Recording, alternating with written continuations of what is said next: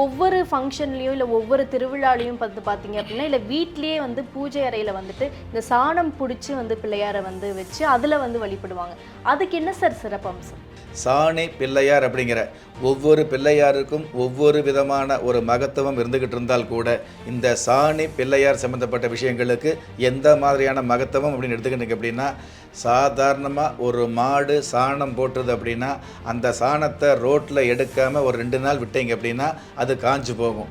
இன்னும் 2 நாள் எடுக்காமல் தொடர்ந்து ஒரு 4 நாள் அந்த சாணத்தை விட்டோம்னு வைங்களே, அதே சாணம் வந்து புழு ஊறிக்கிட்டு இருக்கும்.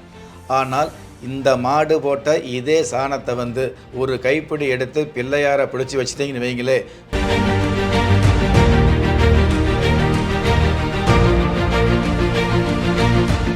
ராஜயோகம் டிவி நேயர்கள் அனைவருக்கும் வணக்கம். நான் சுகன்யா நிகழ்ச்சியில் உங்களோட இணையிறது. நம்ம ராஜயோகம் டிவியில் மக்களுக்கு தேவையான ஆன்மீக நிகழ்ச்சிகள்லாம் வழங்கிட்டு வரோம். அந்த வகையில் இன்னைக்கு ஆன்மீக தகவலை எடுத்து சொல்றதுக்காக ராஜயோகம் டாக்டர் கே ராம் சார் அவர்களை நிகழ்ச்சிக்குள்ள வெல்கம் பண்ணிடலாம். Welcome to the show sir. வணக்கம் சார். வணக்கம் சார். பொதுவாக வந்து இந்த முழு முதற் கடவுள்னா வந்து பிள்ளையாரை தான் சார் சொல்லுவோம். அந்த மாதிரி பிள்ளையாரை வந்து வழிபட்டுட்டு ஒரு விஷயங்கள் ஒரு காரியத்தை வந்து பண்ணோம் அப்படின்னா ரொம்பவே நல்லது அப்படின்னு வந்து சொல்லியிருக்காங்க. அதுபோல் ஒவ்வொரு ஃபங்க்ஷன்லேயும் இல்லை ஒவ்வொரு திருவிழாலையும் பார்த்தீங்க அப்படின்னா இல்லை வீட்லேயே வந்து பூஜை அறையில் வந்துட்டு இந்த சாணம் பிடிச்சி வந்து பிள்ளையாரை வந்து வச்சு அதில் வந்து வழிபடுவாங்க. அதுக்கு என்ன சார் சிறப்பம்சம்? பொதுவாகவே பிள்ளையார் அப்படிங்கிறது ஒரு சில விக்கிரகங்கள் வந்து பார்த்திங்கன்னா, ஒரு சில சுவாமி அமைப்பு சம்மந்தப்பட்ட அமைப்புகளை வந்து பார்த்திங்க அப்படின்னா தங்கத்தில் செய்கிறோம், பித்தளையில் செய்கிறோம், அல்லது வந்து நவ பாசானத்தில் செய்கிறோம், அல்லது கருங்கல் சம்மந்தப்பட்ட விஷயங்களை செய்கிறோம். இந்த மாதிரியான அமைப்புகள் வந்துகிட்ருக்கும். பிள்ளையாரை பொறுத்தளவுக்கு சாதாரண மெழுகுலையும் செய்யலாம், தங்கத்திலையும் செய்யலாம், தகரத்திலையும் செய்யலாம், எந்த ஒரு உலோகமாக இருந்தாலும் செய்யலாங்கிற விஷயத்தை வந்து நமக்கு சாஸ்திரம் மறைமுகமாக உணர்த்தி வச்சுருக்குது. அப்படிப்பட்ட அந்த பிள்ளையாரை வந்து விபூதி பிள்ளையாராக விபூதியில் பிடிச்சி வைக்கலாம், அதே மாதிரி மஞ்சள் பிள்ளையாராக மஞ்சளில் பிடிச்சி வைக்கலாம், அதே மாதிரி சாணி பிள்ளையாராக சாணியிலையும் பிடிச்சி வைக்கிறாங்க. சாணி பிள்ளையார் அப்படிங்கிற ஒவ்வொரு பிள்ளையாருக்கும் ஒவ்வொரு விதமான ஒரு மகத்துவம் இருந்துக்கிட்டு இருந்தால் கூட இந்த சாணி பிள்ளையார் சம்மந்தப்பட்ட விஷயங்களுக்கு எந்த மாதிரியான மகத்துவம் அப்படின்னு எடுத்துக்கிட்டீங்க அப்படின்னா, சாதாரணமாக ஒரு மாடு சாணம் போட்டுது அப்படின்னா அந்த சாணத்தை ரோட்டில் எடுக்காமல் ஒரு 2 நாள் விட்டீங்க அப்படின்னா அது காஞ்சு போகும். இன்னும் 2 நாள் எடுக்காமல் தொடர்ந்து ஒரு 4 நாள் அந்த சாணத்தை விட்டோம்னு வைங்களே, அதே சாணம் வந்து புழு ஊறிக்கிட்டு இருக்கும். ஆனால் இந்த மாடு போட்ட இதே சாணத்தை வந்து ஒரு கைப்பிடி எடுத்து பிள்ளையாரை பிடிச்சி வச்சுட்டிங்கன்னு வைங்களே, 1 வருஷம் ஆனாலும் காஞ்சு போகுமே தவிர்த்து அந்த சாணத்தில் புழு ஏறுவதில்லை அப்படிங்கிறது மிகப்பெரிய பிரமிக்கத்தக்க உண்மை. விஞ்ஞானத்துக்கு புரியாத எவ்வளவோ விஞ்ஞான உண்மைகள் நமது சாஸ்திர ரீதியாக நமக்கு சொல்லப்பட்டிருக்குது. மிக மிக எளிமையாக நாம் தான் புதுமை அப்படிங்கிற பேரில் நிறைய மடமைகள் எடுத்துக்கிறோம் அப்படிங்கிறது வருத்தப்பட வேண்டிய விஷயமா வந்துட்டு இருக்குது. இதை விட ஒரு சாணத்தில் ஒரு கைப்பிடி பிடிச்சி ஒரு பிள்ளையார் வச்சுட்டோம் அப்படின்னா அந்த சாணம் காஞ்சு போகுது, எக்காரணத்தை கொண்டும் புழு ஏறுவதில்லை அப்படிங்கிற விஷயத்துக்கு மேலே அந்த சாணி பிள்ளையாருக்கு மேலே ஒரு அருகம்புல்லு குத்தி வச்சு பாருங்களேன், அந்த இடத்துல இருக்கக்கூடிய தீய சக்திகளை அப்புறப்படுத்தி உங்களுக்கு மிகப்பெரிய நன்மையை பாதுகாப்பாக வழங்குது அப்படிங்கிறது. வீட்டுடைய கொள்ளை புறமாக இருந்தாலும் நாட்டுடைய எல்லை புறமாக இருந்தாலும் பாதுகாப்பு அப்படிங்கிற பெயரில் பல கோடி செலவாகுது அப்படிங்கிறது உண்மை. ஆனால் சாதாரண சாணியும் ஒரு அருகம்புல்லும் உங்களுக்கு மிகப்பெரிய, அதாவது இந்த பிரபஞ்சத்தில் இருக்கக்கூடிய தேவையில்லாத தீய சக்திகளிலிருந்து உங்களை பாதுகாக்கக்கூடிய அம்சம் இந்த சாதாரண சாணி பிள்ளையாருக்கு இருக்குது அப்படிங்கிறது மிகப்பெரிய அம்சம் வந்துட்டு இருக்குது. அந்த மாதிரியான சாணி பிள்ளையார் ஒரு சாணத்தில் சாணி பிள்ளையார் பிடிச்சு வச்சு அந்த சாணியில் வந்து ஒரு சந்தன போட்டு வைக்கும் பொழுது அதற்கும் ஒரு மிகப்பெரிய அளப்பெரிய நன்மை இருக்குது அப்படிங்கிறது உண்மை. சாணி பிள்ளையாருக்கும் சந்தன பொட்டுக்கும் சம்பந்தம் உண்டு அப்படிங்கிற விஷயத்தை நம்ம சாஸ்திரம் நிறைய முறை சொல்லி வச்சிருக்குது அப்படிங்கிறது யதார்த்தம்.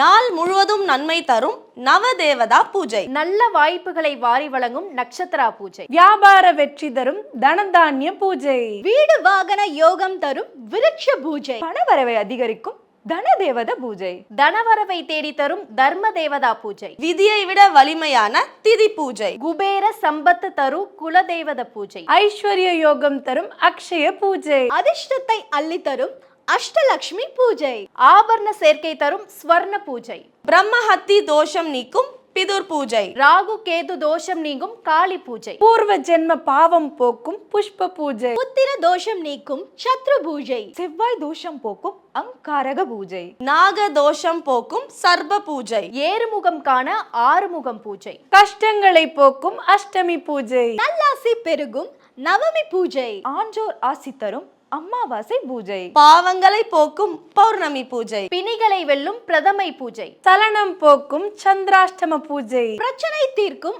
அர்ச்சனை பூஜை. பீடைகள் அகற்றும் பிரதோஷ பூஜை. சங்கடம் தீர்க்கும் சதுர்த்தி பூஜை. சகோதர பகை நீக்கும் சப்தமி பூஜை. ஏற்றம் தரும் ஏகாதசி பூஜை. சத்ருகள் சாபம் நீக்கும் மித்ரு பூஜை. கர்ம வினைகள் போக்கும் காலதேவ பூஜை. கல்வியில் மேன்மை தரும் கலைமகள் பூஜை. துன்பங்கள் போக்கும் துவிதியை பூஜை. வம்பு வழக்குகள் தீர்க்கும் வாமன பூஜை.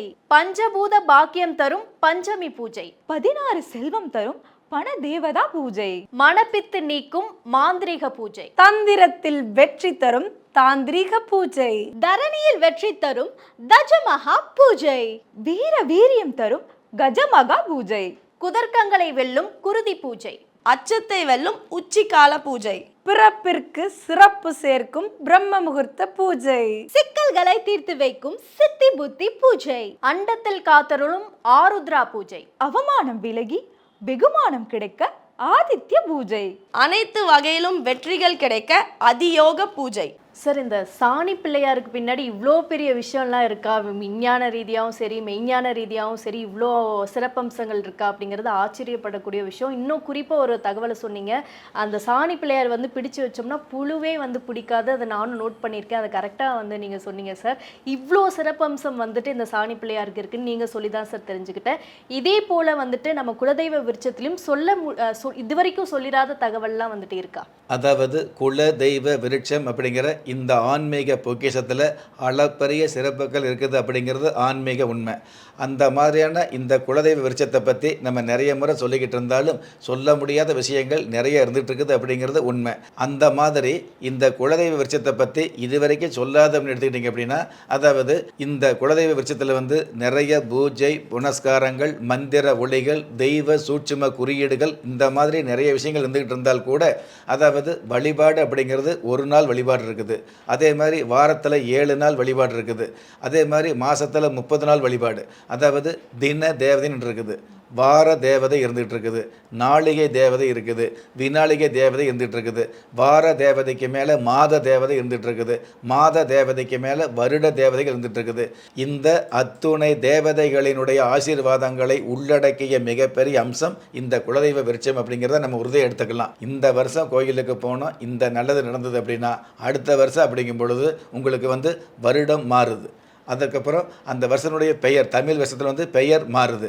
அதுக்கப்புறம் அந்த வருஷத்தில் வரக்கூடிய தமிழ் மாதங்களுக்கு வந்து ஆதிக்கம் மாறுது. அதே மாதிரி அந்த வருஷத்தில் வரக்கூடிய அந்த ஒவ்வொரு தேதி கிழமைகளுக்கும் வந்து அந்த ஆதிக்கமும் மாறுது. ஒவ்வொரு நாளுக்கும் இருக்கக்கூடிய தின தேவதையினுடைய பங்கு மாறுது.